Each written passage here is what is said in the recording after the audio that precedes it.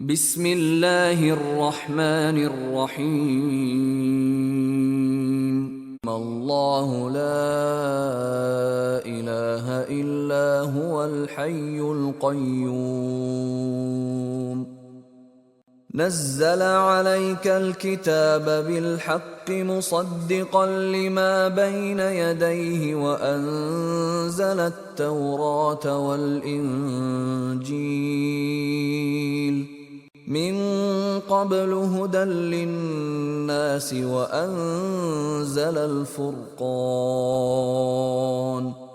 إن الذين كفروا بآيات الله لهم عذاب شديد والله عزيز ذو انتقام إن الله لا يخفى عليه شيء في الأرض ولا في السماء هو الذي يصوركم في الأرحام كيف يشاء لا إله إلا هو العزيز الحكيم هو الذي أنزل عليك الكتاب منه آيات محكمات هن أم الكتاب وأخر متشابهات فأما الذين في قلوبهم زيغ فيتبعون ما تشابه منه ابتغاء الفتنة وابتغاء تأويله وما يعلم تأويله إلا الله والراسخون في العلم يقولون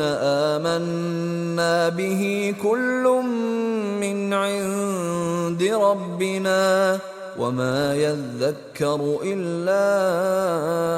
أولو الألباب ربنا لا تزغ قلوبنا بعد إذ هديتنا وهب لنا من لدنك رحمة إنك أنت الوهاب ربنا إنك جامع الناس ليوم لا ريب فيه إن الله لا يخلف الميعاد إن الذين كفروا لن تغني عنهم أموالهم ولا أولادهم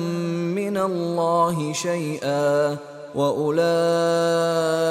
هم وقود النار كدأب آل فرعون والذين من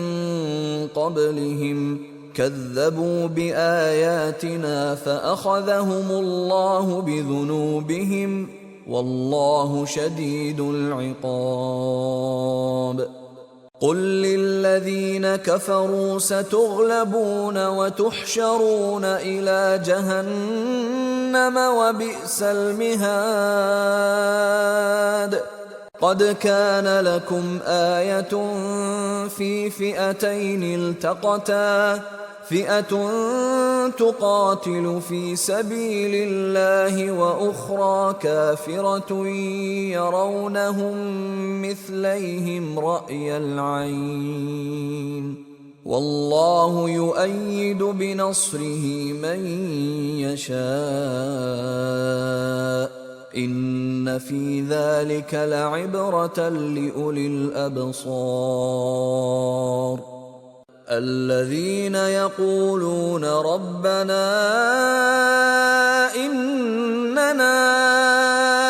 آمنا فاغفر لنا ذنوبنا وقنا عذاب النار الصابرين والصادقين والقانتين والمنفقين والمستغفرين بالأسحار شهد الله أنه لا إله إلا هو والملائكة وأولو العلم قائما بالقسط لا إله إلا هو العزيز الحكيم إن الدين عند الله الإسلام وما اختلف الذين أوتوا الكتاب إلا من بعد ما جاءهم العلم بغيا بينهم ومن يكفر بآيات الله فإن الله سريع الحساب فإن حاجوك فقل أسلمت وجهي لله ومن اتبعن وقل للذين أوتوا الكتاب والأميين أأسلمتم فإن أسلموا فقد اهتدوا وإن تولوا فإنما عليك البلاغ والله بصير بالعباد إن الذين يكفرون بآيات الله ويقتلون النبيين بغير حق ويقتلون الذين يأمرون بالقسط من الناس فبشرهم بعذاب أليم أولئك الذين حبطت أعمالهم في الدنيا والآخرة وما لهم من ناصرين ألم تر إلى الذين أوتوا نصيبا من الكتاب يدعون إلى كتاب الله ليحكم بينهم ثم يتولى فريق منهم وهم معرضون ذلك بأنهم قالوا لن تمسنا النار إلا أياما معدودات وغرهم في دينهم ما كانوا يفترون